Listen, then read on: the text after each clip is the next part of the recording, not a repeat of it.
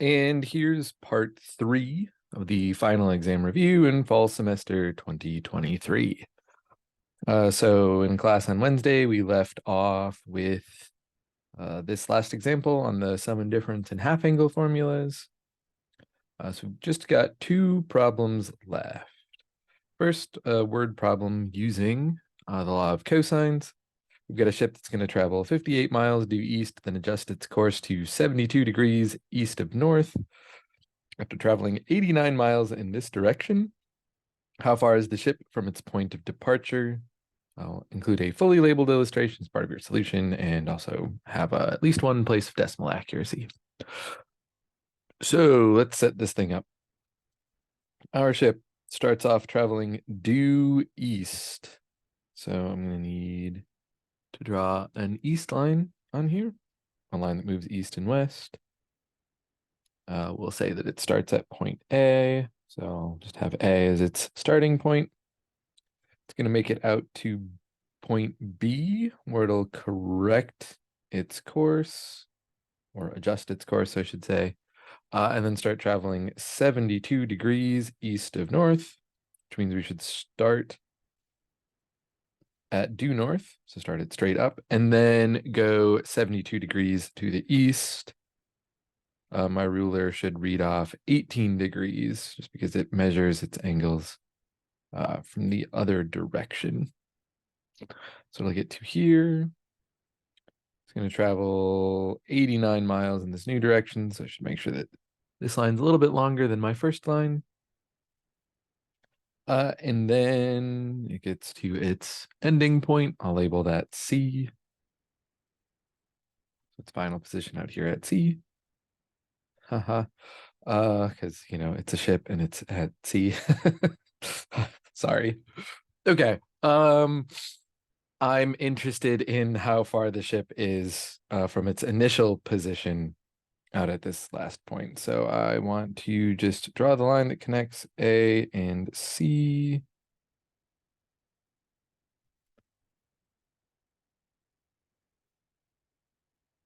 Like that. Okay. So let's fill in a few more things that we know. I know that this angle right here is a 90-degree angle. I know that this bearing angle here in purple is 72 degrees. So from north to the line that connects B to C has got to be 72 degrees. Slide this out of the way. Yeah, so that's a 72-degree angle right there.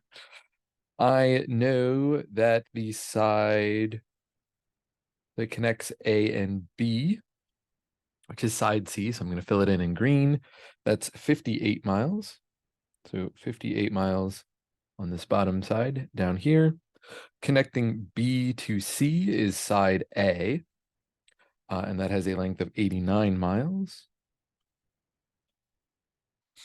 And ultimately, the side I am looking for is B, the distance between A and C. So I'll label that with a B.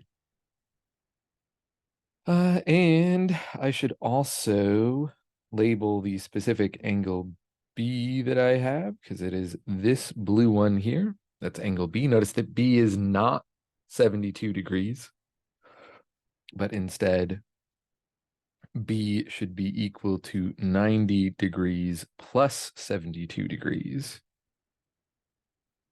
So a right angle plus that bearing angle, add those up to get 162 degrees. So that'll be our important first step. Now, I know 2 sides in this triangle and the angle that connects them, making this a side angle side triangle, or one that I should solve with the law of cosines. So I'm looking for side B. So B squared is going to be equal to C squared plus A squared, Try and keep all those exponents in the same line and make it look kind of nice. Minus 2 times C times A times the cosine of angle B. So it's the formula I'll want to use. And fortunately, I know all of the variables that are on the right side of the equation. So B squared, still hang out here on the left, but I know what C is, I know what A is, minus 2 times C times A times the cosine of B. So I'll just go through and fill in all of those pieces. Side C was 58 miles. Side A was 89 miles. So 58 goes here again, and then 89 also goes here. And finally, the cosine of B, where B is 162 degrees. So I'll just plug that whole line into a calculator, then take the square root of that. And when I did that, I got 145.27. And this distance should be in miles.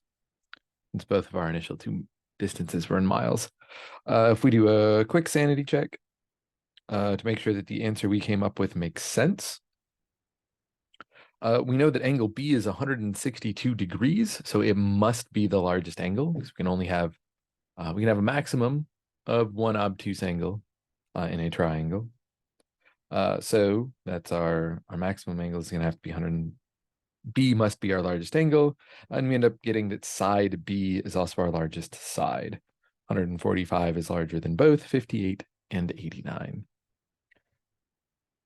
So I'm going to argue that that answer probably makes some sense. Okay. And one last word problem. We have a woman entering an outside glass elevator on the ground floor of a hotel, glances up to the top of the building across the street, and notices the angle of elevation is 48 degrees. Then rides the elevator up 3 floors, which will be about 60 feet, and finds the angle of elevation to the top of the building across the street is 32 degrees.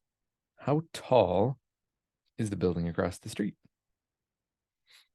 So let's start sketching out what we know. So step 1, I'm going to need a ground floor. So I'm just going to draw the ground in.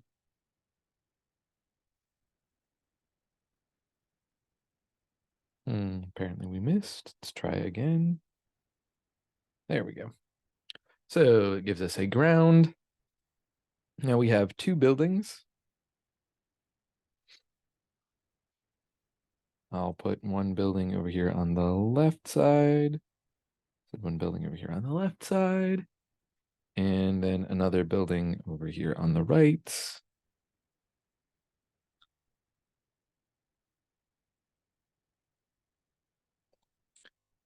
And actually, let's draw in some of our angles first.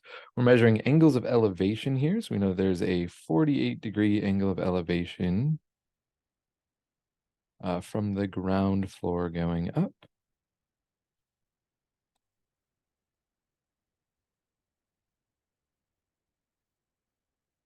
So I'll draw in our line of sight right here. We're going to travel up 3 floors and measure a new angle of elevation to be 32 degrees. 32 degrees, close enough.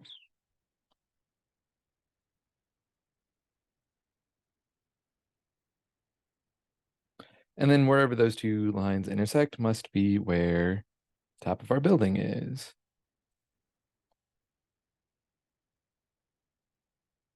So I'll draw in that building, and we might as well draw the roof too to indicate that we've made it to the top of this building.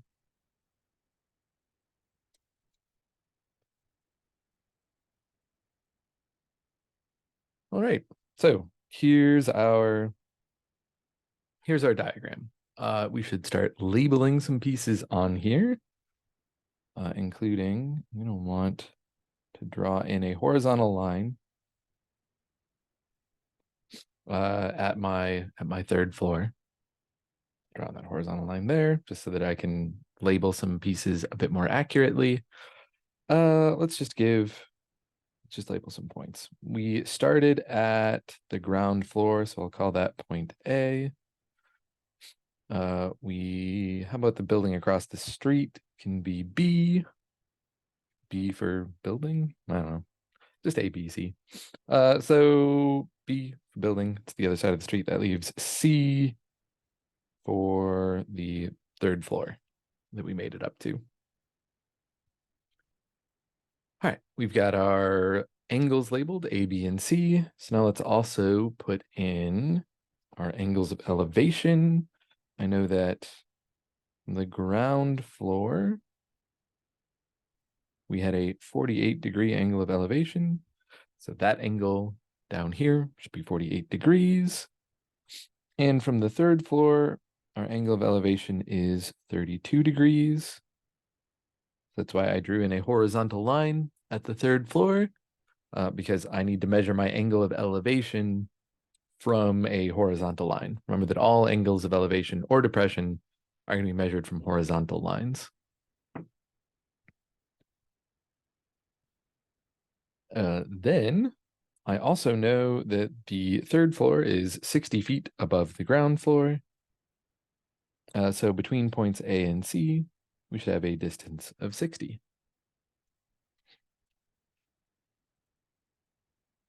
All right, that's all of the information that's given to us. If we read through the question one more time, it's asking us how tall the building across the street is. It's asking us to find how tall that building across the street is going to be. So I'm looking for this height over here on the right side. So the height of that building across the street, the vertical distance from the ground up to point B. Let's look for a moment at this large right triangle that contains a 48-degree angle and the height of the building across the street, H. Because that thing is a right triangle, I can use my usual, or all of our original identities about like sine, cosine, tangent, SOHCAHTOA, or the Pythagorean theorem. All of those right angle trigonometric identities will apply to this 48-degree right triangle. And it has a hypotenuse that I'm going to label C, but try to make it clear that it's a lowercase angle C versus that uppercase angle C over there. And inside of that right triangle, I know I have the ratio or the equation sine of 48 degrees is equal to opposite over hypotenuse, or H over C. So if I knew what C is, I could solve for H. If I knew side C, I could get H. I don't have side C yet, so it's going to be my new goal. It's going to be to figure out what C is. Once I get that, I can plug it into this equation and figure out the height, H. So let's come back to our oblique triangle. So the one that has A, B, and C in it. I should finish labeling everything that I can. So I don't currently have angle A or angle C figured out, but I could get them without too much headache. So A and C are the red and green angles that I just drew in, with angle B being that guy up there. So let's go through it. A is going to be 42 degrees, because I know it's got to be the complement of 48 degrees. I just write in my math real quick. A should be 90 minus 48. Which again, that's where I came up with the 42 degrees that I wrote in. For angle C, it should be 90 degrees plus 32 degrees, which gets us to 122.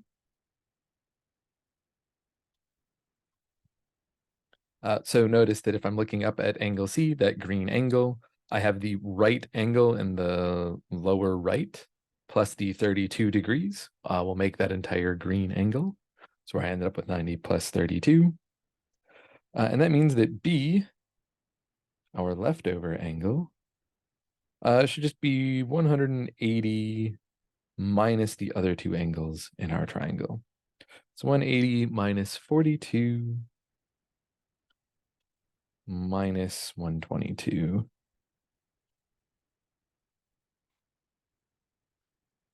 And I believe that just leaves us with 16 degrees. Might as well come up and label that too, because I've got the space for it. I'm going to leave the label for C off because it's getting kind of busy in that corner. All right, so we've got all three of our angles on there. Now that we know all three angles and we know one of our sides, we could use the law of sines to figure out one of our missing sides. The one that we're really interested in is side C. So I'm going to put that on here. And I know that C divided by the sine of 122 degrees should be equal to 60 divided by the sine of 16 degrees. I'm going to set it equal to the B ratio out of the law of sines because that's the letter that I know both elements for. I know angle B and I know side C. Side C is the only angle I started off knowing, or the only side I started off knowing was side C. I know it's 60 feet. I can solve that for C, which is going to be 60 times the sine of 122 divided by the sine of 16.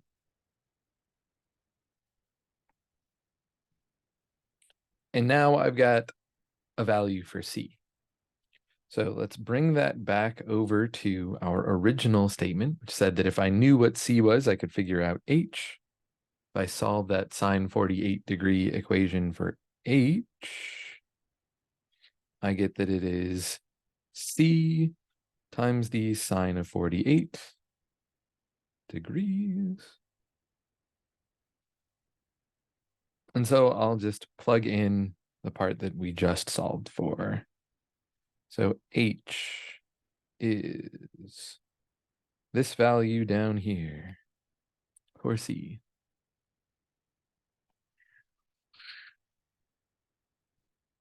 Substituted in up here.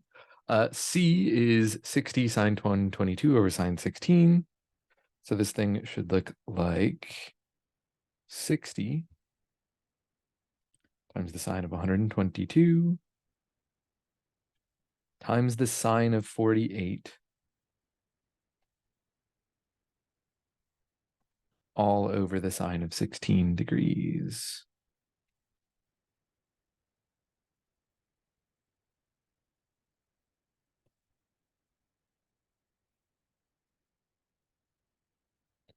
And plug that into a calculator. And I got 137.19. 137.19. And that's in feet.